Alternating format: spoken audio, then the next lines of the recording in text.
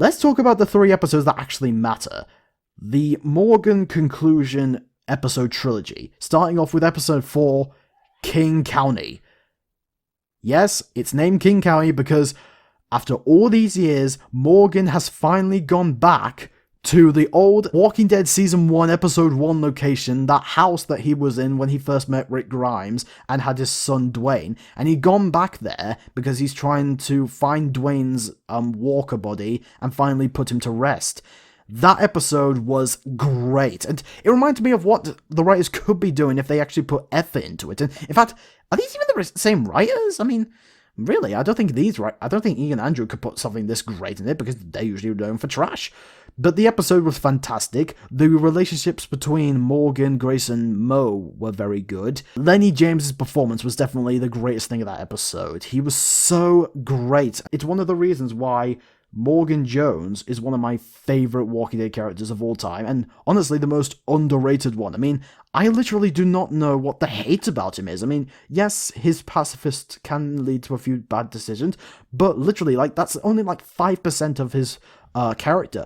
95% is greatness. I mean, his peaceful nature makes him lovable, his violentness makes him awesome, and his emotional scenes makes him so sympathetic to come across it. But he also can come off as very charisma. King County is where his acting talent really goes really well. That end of the episode, where he finds his dead wife's body and finds Dwayne's body, who's about to eat up poor little Mo, and he has to look his dead son right at him, almost like he was about to put down his deceased wife, but just couldn't bring himself to do it, and that's why Dwayne ended up dead. But he looks at someone he cares about in the past, who's now dead, and he's about to eat someone who cares about, and finally gathers the courage to do it. And all those flashbacks of Dwayne back to Season 1 just felt so nostalgic, and he finally puts him down. That's the best scene in that episode. He puts Dwayne and Morgan's wife to rest, and that's it. So, great episode. The only problem I had with the episode is that I wasn't too fond of Dwight and Sherry going after Morgan, being forced to work for Padre.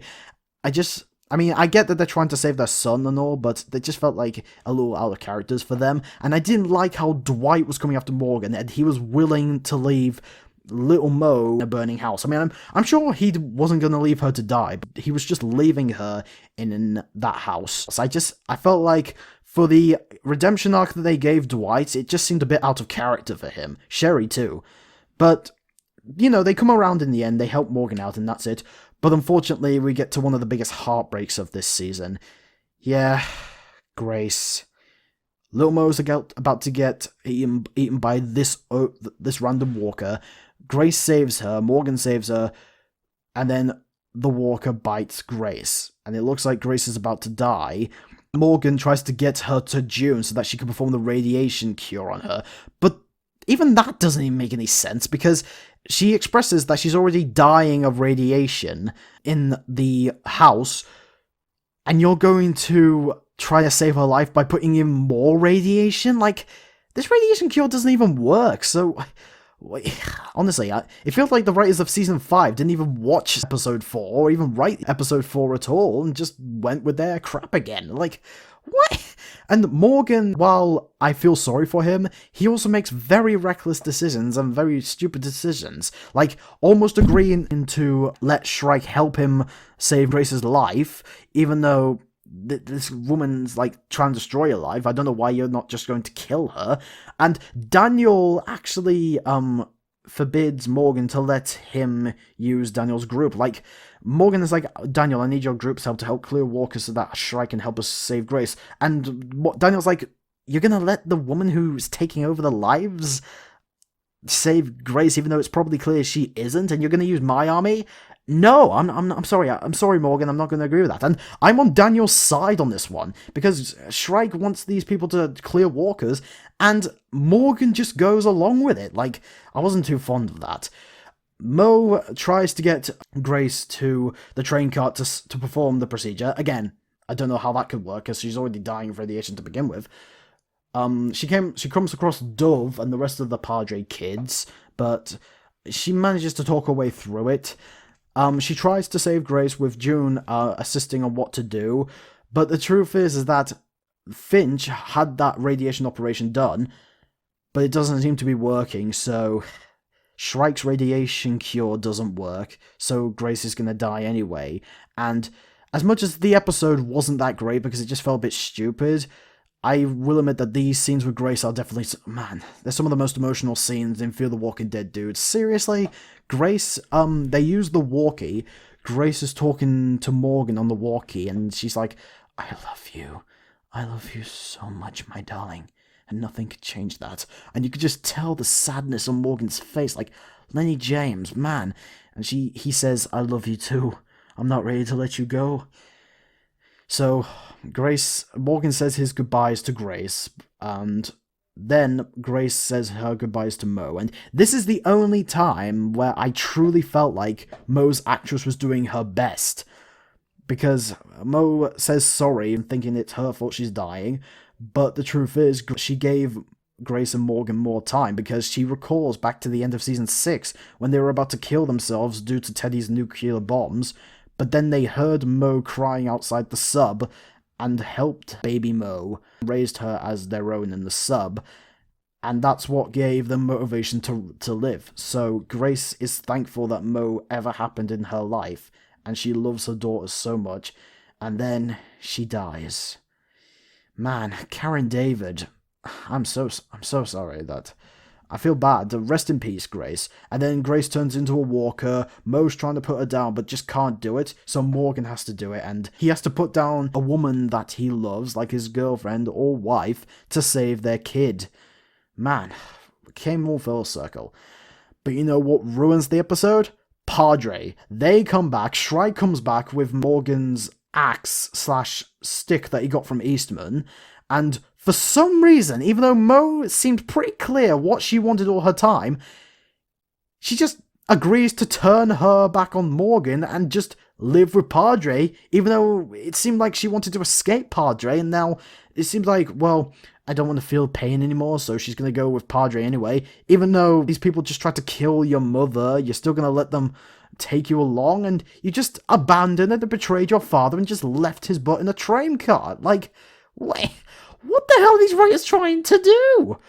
And then it gets just as stupid. I mean, not as stupid, but pretty stupid, because Morgan beats these soldiers and tries to make a run for it, even though he could just kill these soldiers and then kill Shrike, take the axe, put it in the back of Shrike's head, and then he just tries to make a run past her, and she trips him with the stick. Like... I feel like Morgan is much smarter than that. I mean, it could be from the overallness of losing Grace, but I just felt like it was pretty stupid. Although I did love the line, you're not gonna kill me. And Shrike's like, why is that? And then Morgan's like, because I don't die! Calling back to Season 8 of The Walking Dead, when he's going up against the saviors at the Starlight Outpost, and he's like, I don't die. So they lock Morgan up in the train cart, and this is when we get to mid-season finale. All I see is red. Wow. This episode was really good. So Morgan is going clear mode again. If you guys don't remember what clear mode means, I'll just recall very briefly. This was the state that Morgan was back in Season 3 of The Walking Dead, where he kills people after he lost his son and almost killed Rick Grimes. So now he's going back to it again after losing Grace, and I love how they seem to be keeping attention to detail on this, because we are seeing things through Morgan's point of view. So when he goes clear red, and he kills people, we don't see him kill anybody, we just cut to him coming out of clear mode. It's like a quick second. And I know a lot of people will be like, well, I want to see the action. I feel like that this episode really wanted to put you in Morgan's shoes, because this is... Okay, I'll just confirm this real quick. All I See Is Red is Morgan's final episode on Fear the Walking Dead. This is the last episode that Lenny James is appearing on Fear the Walking Dead. And for this episode, I felt like it was a great conclusion to his Fear arc, and honestly, a great conclusion to this part of his entire character arc throughout the franchise. So Morgan is trying to look for Mo, Madison is helping him out, he's writing notes on the walls again when he's going clear mode, Grace died, Mo ran. Ugh, so so pretty depressing for the Morgan character. So he is trying to track down Mo, and we saw this in the trailer. Morgan is like, I'm going to tell you something a friend told me. He's referencing Rick Grimes. You can hide, but you can't run. So I just love the references to Rick. However, Morgan is still going clear mode, and it's really freaking a lot of people out. So Madison, she knows what Morgan is going through, and she's doing in this for his own good. She puts him in this like little mud pile, this mud hole, just to keep him away from people until he gets his clear mode under control and goes off to help Mo. And Daniel is getting his army together with Madison to take down Padre. What Shrike and Crane are trying to do is to make the kids look for these like coordinates in these binoculars that are on their dead father's corpse in the lake, and that seemed pretty confusing. How do they know that their father's corpse is there? And also, how the hell did that corpse even survive all that time? Like, again, very stupid. I don't know what the hell is this storyline. But Mo is being a little brat. I don't understand why she's going through all this, and basically we get to the point where Morgan manages to catch up with Mo, but he's going clear mode, and Mo knows what he's going through, so without having any other choice, she has to stab her father on the shoulder. Again, she has no choice. But basically, Morgan manages to get all the walkers killed away from this boat, and Shrike comes in, and she's like, "Where is my father? Where is my father?" Just this actress screaming to the top of her lungs, like high evolutionary levels, although technically she doesn't even scream that much, so technically it's not high evolutionary levels, but again, the high evolutionary is way much of a better villain than Shrike. But she finds her father, and that's the one thing I didn't like about this episode, is Shrike's death. Now, granted, I'm glad that she's killed off the show, because she was a terrible villain, and also, yeah, a little bit of a douchebag, so she definitely deserved to die. But just the actress, I mean, I don't blame the actress, it's not her fault. I just felt like she didn't get the right direction. She's being told to do this, but the way that she just delivers her lines like, I'm sorry, and just surrendered to her father all of a sudden. It's like they're trying to make us sympathize with her, but we can't sympathize with her because she's a psycho. I'm glad that she's dead, though. Like, she definitely needed to die because she was a terrible villain, and she was also evil, and I'm glad she's dead. But Crane gets all of the kids. They get Daniel and his army down on his knees, and they're about to kill them, but because they're the first kills that these kids have done, they aren't able to do it, and Dove is just screaming at them, saying, do it, and just Dove, man, like, again, terrible character. Really didn't like her, and I'm really kind of just disappointed that she's going to be in the rest of the season, because we've seen snippets of her. But Morgan comes, and Madison comes, and Morgan says that he's going to let Mo stay with Padre if this is what she really wants. He's been so, like, out of the mind ever since he lost his family, his wife, his son, and recently Grace.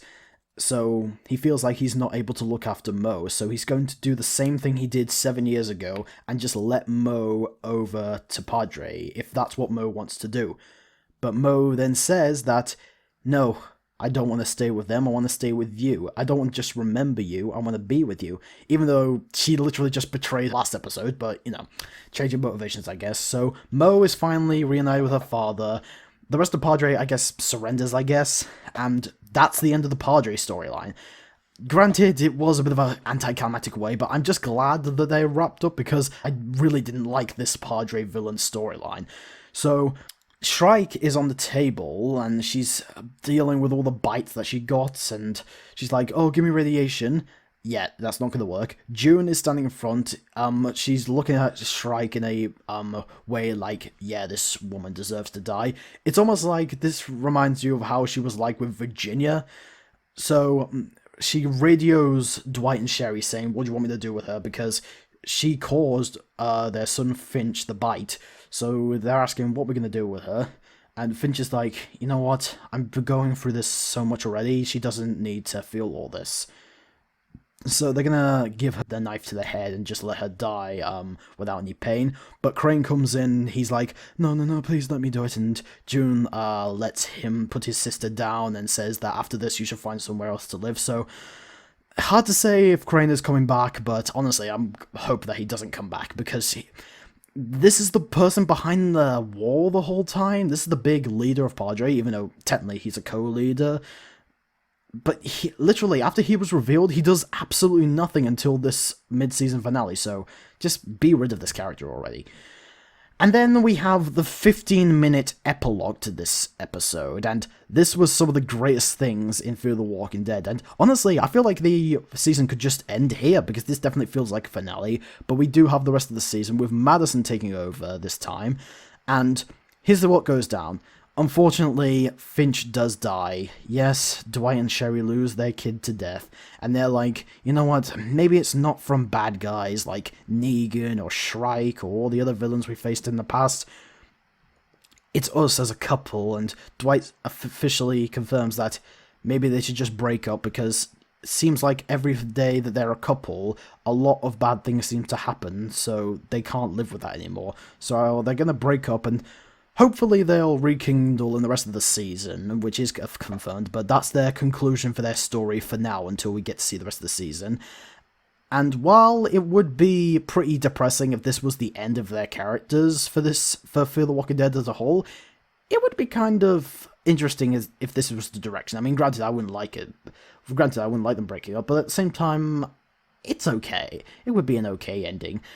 But Morgan, on the other hand, wow, this was some of the greatest things in the Walking Dead franchise as a whole. It's something that we've been waiting for him to do for a while, ever since he came to Fear the Walking Dead, and they finally did this. And that is, Morgan leaves Fear the Walking Dead. He says his goodbyes to Madison, he takes Mo with him, and he is now officially going back to Alexandria, going back to the rest of the communities, and just going back to Virginia as a whole to go find Rick. Yes, he is finally returning to the world that The Walking Dead took place in, and whether he's at Alexandria or not, he is going to go find Rick. And he takes Mo and Grace's dead corpse to the old grave site that belonged to his old friend Eastman from season 6 of the main Walking Dead show. He buries Grace next to Eastman's grave and talks to Eastman's grave, like his dead corpse, and he's like, you know, this stick, this like bamboo stick, it's changed a lot since you first gave it to me. I'm glad that you gave me this stick, and all the things that you said about all life is precious, that is true, that not killing is can be pretty good for your morals, but it's not about killing or not killing, it's about who you are and staying true to yourself, what you do with the time that you have left in this world, and with the people around you. That is so great, and this scene is really awesome, because he's like, you know, we're going to go find my friend Rick Grimes, the one I said told me not to run, and he picks up the walk and he's like, this message is for Rick Grimes, it's Morgan Jones. Man, I'm gonna come and look for you, whether you're at Alexandria or somewhere else. I will leave a message for you every day at dawn, and I will leave the radio on for a few minutes after, and hopefully you're answering. Just a great callback to Season 1 of The Walking Dead. Just a great callback. And here's the one thing I will say about Morgan. His future. So, Lenny James has stated that he is done with Morgan Jones after Season 8 of Fear the Walking Dead. That is it for Morgan Jones' character, and he's done with his character time on the Walking Dead franchise. Although, he did also mention that he could potentially come back as Morgan, and he would if something interesting happens. So, if they present him with a script that's interesting, he would consider coming back for the role. So I bet if they said, oh, let's give Lenny a script that involves him reuniting with Rick Grimes, I'm pretty sure he would take that opportunity, because he stated that if Morgan was to ever find out that Rick was alive, he would go find him immediately. So, I think the whole elephant in the room of this situation is that even though this is final episode of Morgan on Fear the Walking Dead, I don't think Lenny James is truly done with the franchise. I think he could come back, but for now, it's hard to tell. When and where could he appear? Your guess is as good as mine, but for Fear the Walking Dead standards, this was a great conclusion to Morgan, and and that's the best thing about the season, in my opinion, is the way that they sent Morgan off. And then we have that little credit scene at the end. Not really a post-credit scene, it's like the end of the episode, with this stranger picking up Madison's hammer from Season 3, Victor Strand's glasses from Season 3, and Alicia's arm after Alicia left the show. Here's like her metal arm. And the big elephant in the room is that this could potentially be a character that I really was not fond of that they were bringing back. Troy Otto.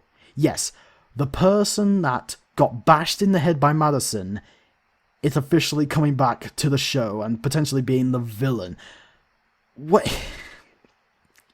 It seems that Fear the Walking Dead officially has resurrected a mother-fricking character.